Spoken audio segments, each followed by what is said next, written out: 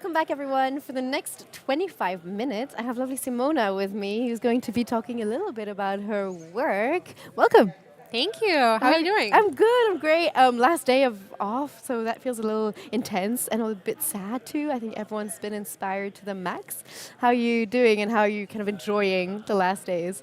I mean, it's great. Barcelona is such a beautiful city. Yeah. It's such a great venue. The people here are incredible. It's sunshine outside. I mean, like, creativity everywhere. What more can you ask for? You're not too overwhelmed by everything. You're going to go back and kind of process all this information, right? Totally. It's information overload. Did you get to attend some talks? Was there like a highlight for you? Yeah, so I saw one of my friends, Tina Tooley's talk. Oh, nice. Great. Yeah. She's great. She was amazing. It's the first time I saw her speak like on stage instead of just stream online. So she was incredible. And then we saw Griff.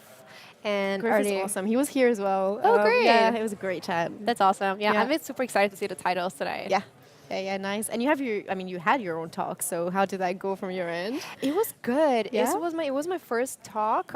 It was the first one in the morning today in the open room. Okay. And I was nervous. I was really nervous the day before. Yeah. And today I woke up and I just felt great. That helps, right? You like walk in and you're like, I got this. I can do it. I mean, like not quite to that level, but I was like, next round though. I feel good. Like I'm excited. I want to share this work that I worked so hard. Yeah.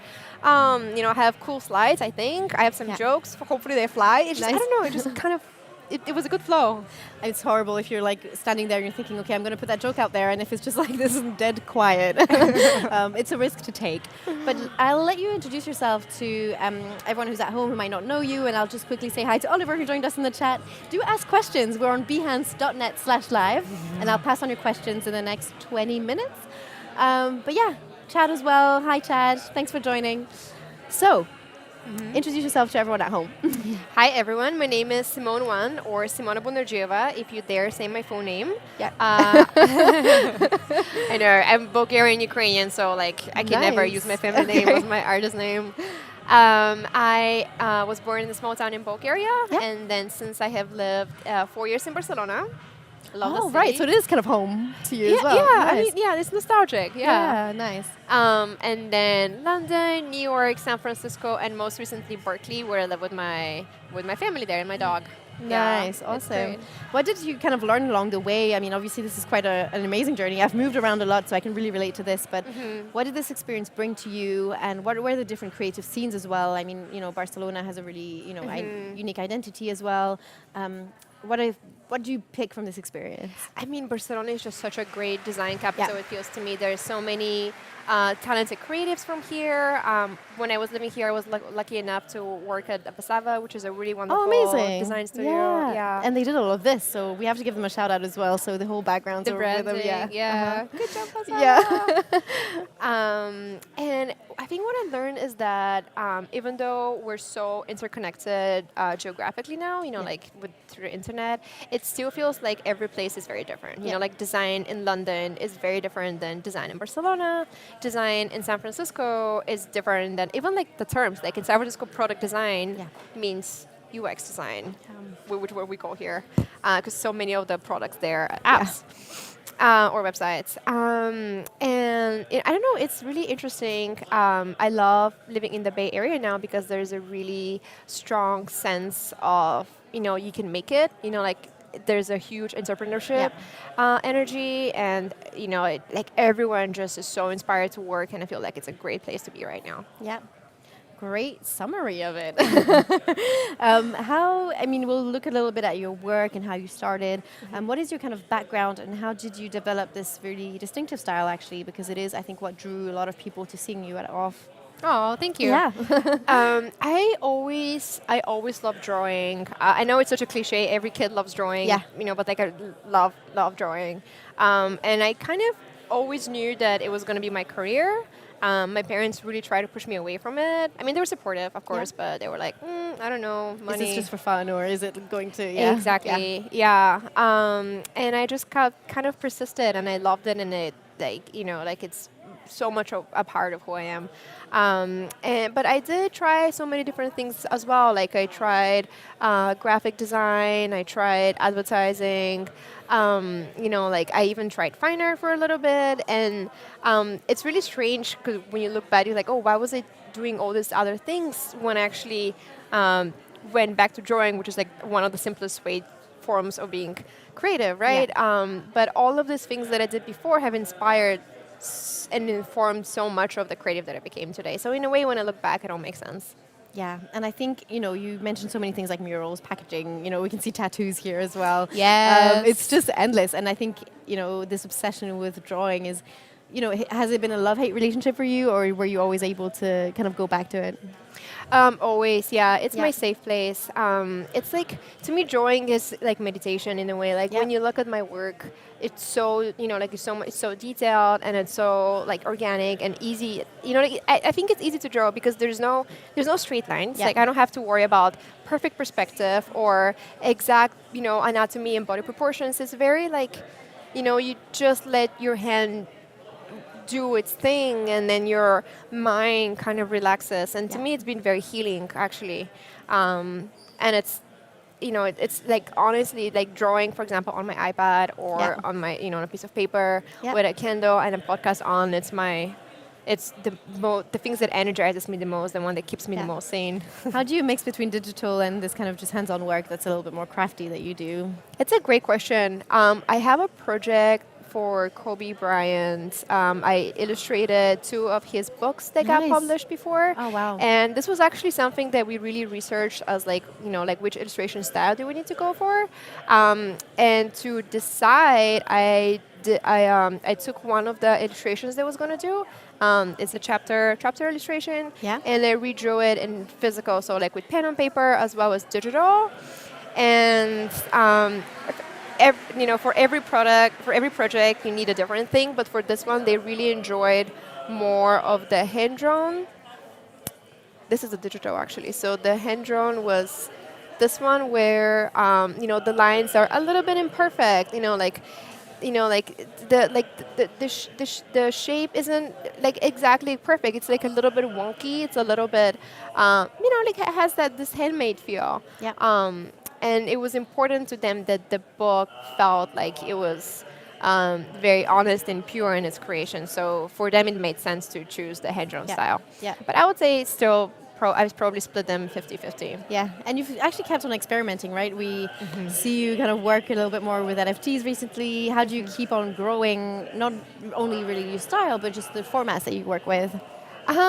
So NFTs just are such a huge thing, especially living in a Bay Area, right? Like everybody talks about it, and it just seemed so interesting to me right from the beginning because it's. I feel like also the timing coincided really well because with the pandemic we learned to do everything digital, right? Like everybody started working remotely and so on, and NFTs is basically a way to be able to sell your work digitally with a certificate of authenticity, right? So like the person can. In the physical world, you sell the framed piece with a sign, with a signature, and a piece of paper that says that you are the true creator of this piece. And now you can do this digitally too, and it just made sense because so much of my work is digital as well. Yeah, completely. And I think you have some examples. We can keep working through your portfolio because you have some great visual examples of what you do. Thank you. So let's work through it a little bit. So a lot of the work that I've done recently has been NFTs. This was the first piece that I released. It was a 101, individual piece released on Foundation.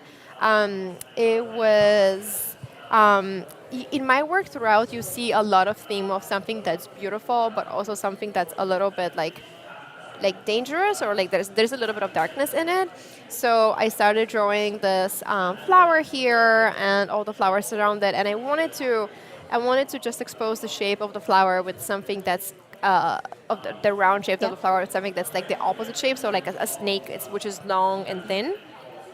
And I want it to be like, like a little bit of like drama, or like, oh, the snake is biting the flower. Like, maybe it means nothing, but maybe it's like, oh, maybe there's a little bit of a ouch moment happening there. So that was the first piece that I created. Another one, then my next one, this was a great piece that I did as well, that I'm really proud of. This was animation that I released for a group show in China. It started just with a sketch first. Um, One of the things that NFTs have given me is this newfound love for creating personal work and experimenting and doing new things because there's now a new audience for Yeah. it. Yeah. And so I wanted to give back to NFTs in a way and dedicate this piece to creativity itself. So I called it Force of Nature, and it's about the creator who is harnessing the creative flow, like the power of the inspiration. So I decided to represent it by the woman riding the horse, and the color version is, like you can see the water representing the flow more so, and then the red of the mane and the horsehair represents the creative spark. So like it's like this fiery spark that happes. I was going to ask you about color and how you started experimenting with this as well, because you have, this black and white style. And is this something that you enjoy, or does it feel like more work to you, or something that you have to envision and plan a little bit more? So that's a really good question. So with black and white, it feels really natural to me. Yeah. Like it feels like, okay, I know how to do it. I think inline work. I draw inline Yeah. work. And color is something that it's, to be completely fair, it's a little bit more of a difficulty for me because I just have to like try a lot harder Yeah. with color. So with this piece, I gave myself the format of only choosing 2 colors and working with them. So I went with the blue for the creative flow and the red for the creative spark. And I wasn't allowed to deviate and like add any more colors than like subtle shades and tones than this. And then I also the only thing that I did that I added was like this slightly more RGB like green blue that I wanted to pay homage to digital art and show something that it's much harder to print as a real print. So that's why we have the this like very RGB color happening here. Same with the really bright oranges for the yellows and the reds as well. I can see that you have some animation in there as well. It must be nice to see your work come to life as well and being dynamic in your portfolio. So then, can we play the animation? Sorry? We can play the animation Yeah, as well? of course, yeah. Okay, perfect. So with the animation, Go for it. I don't think there's sound, right? Or anything like that. There is sound, Okay. but maybe it's okay. We can have a feedback, actually. We can hear it. Oh, perfect. Perfect. So I'll let you play it first.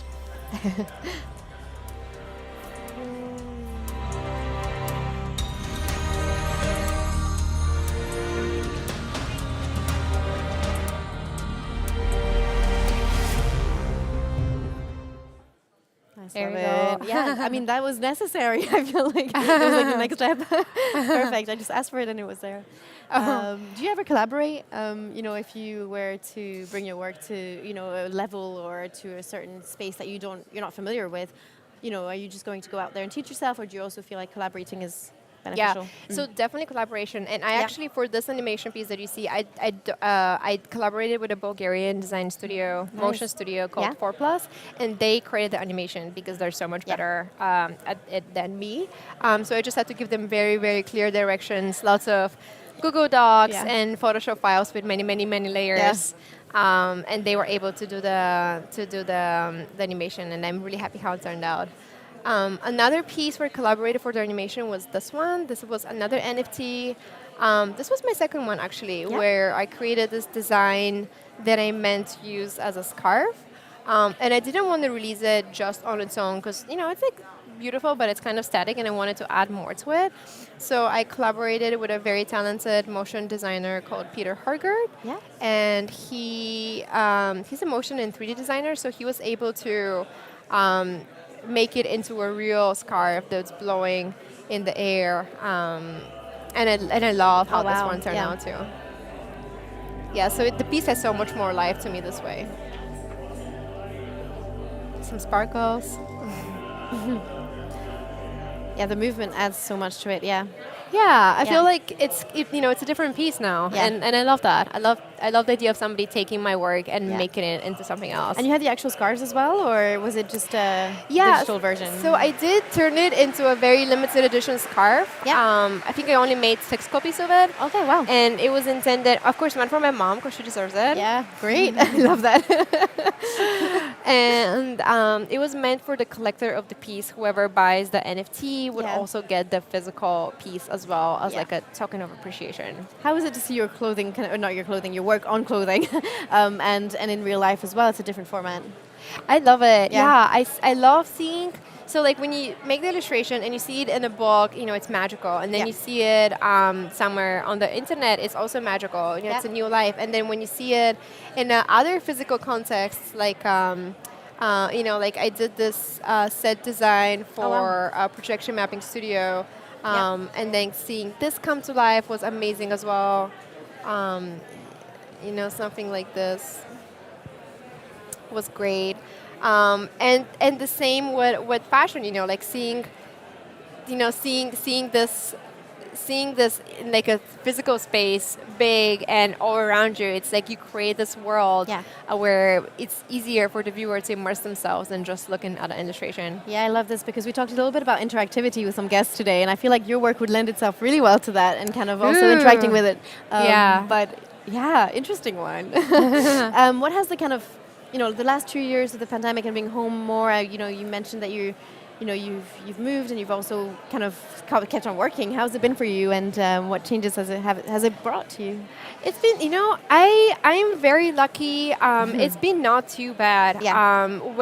So I already worked from home before, so Yeah. I had a really good home office setup. I have these 2 giant desks. One is for all my computer work, and then the other one is all for my physical work. And there's a beautiful art supply store next to me. I live in a really nice neighborhood in Berkeley where we have garden, so I could go outside and not worry about breathing COVID air. Yeah.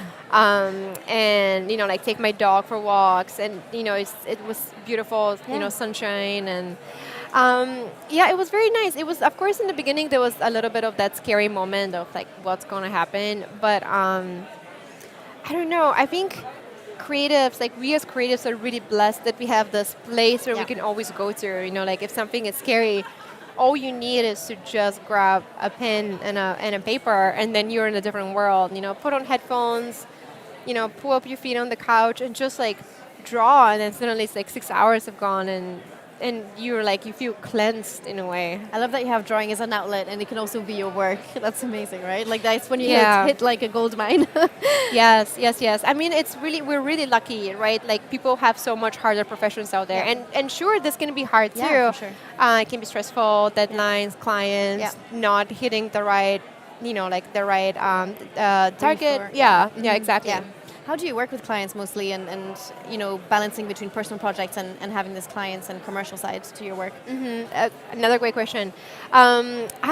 So again, illustration is a little bit different than, for example, I feel like graphic designers have it so much harder because they get so many more iterations, and when you're an illustrator and you have your own style, you're often always asked to create in that style. So in most cases, the client trusts me in what I do.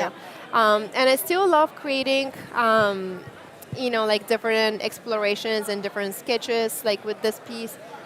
Let's see if I...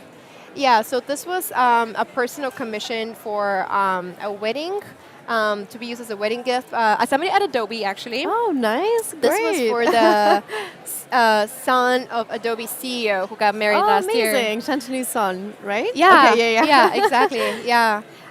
So for this piece, I was asked to create something, to create an artwork that features the name of the bride and the groom. Wow. And also something that would pay homage to their tradition, to their heritage, Indian and Armenian heritage. And I love, like exploring different ideas. This one was, I figured, so his name is Anush and Shravan, and then her name is Anush, and I figured that their names end and start with the same 2 letters, so it's like they're already intertwined in a circle. Exactly. So like this could be the artwork, and then some like more traditional ideas based on Indian and Armenian folklore. Their names done as a ribbon because they're tying the knot. So like, you know, they're connected forever together. And then this was my favorite, and luckily it was also Client's favorite. Nice. This one was based on traditional, the handcraft of creating your own dowry. You know, like where in the past one would stitch and embroider, and they'll create a piece of clothing or tablecloth or blanket that it would pass down with generations. And to me, that felt like a really meaningful way to honor marriage and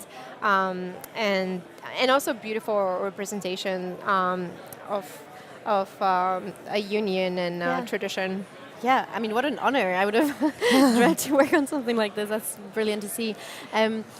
What's kind of next for you? And do you feel you'll be kind of challenged again this year? Where will you go to and take your work for the next months and year ahead? So this year, I have decided to do less. I used to do like a lot of different things in, you know, like do a client work, but also tutorial, but also do events without monogram, and also do NFTs, and then also I have a paper line business, and it was just too much, and I felt like I'm spreading myself too thin. Yeah. So for this year, I decided to tone it down a little bit and only focus on NFTs and my paper line. Nice. And yeah, because NFTs is my own way of harnessing and developing my personal style, and, you know, getting better without any brief, just with the pure love of creating.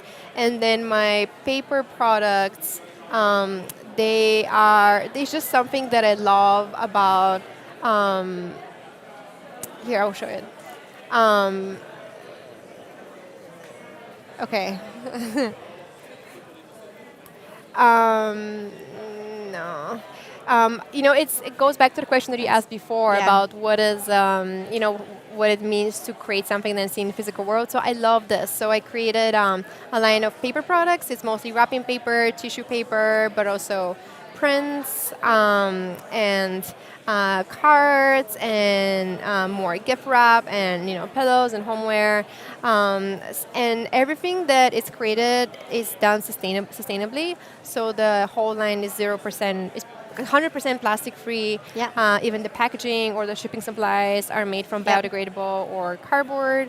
And the whole printing is done in a way that all of the products are compostable or recyclable or biodegradable. Amazing. So you'll keep growing this, right? Hopefully. Yes, Nice. exactly.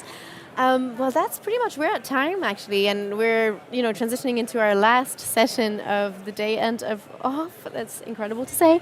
But I wish you best of luck with this year ahead, and thank you so much for joining us. I hope you have an amazing time in the last hours of OFF and in Barcelona. Thank you. It's been a pleasure. Thank you so much, and see you right in 5 minutes with Muscatine, who's going to be joining us for, you know, the wrap up of Adobe Live at OFF. See you in a bit.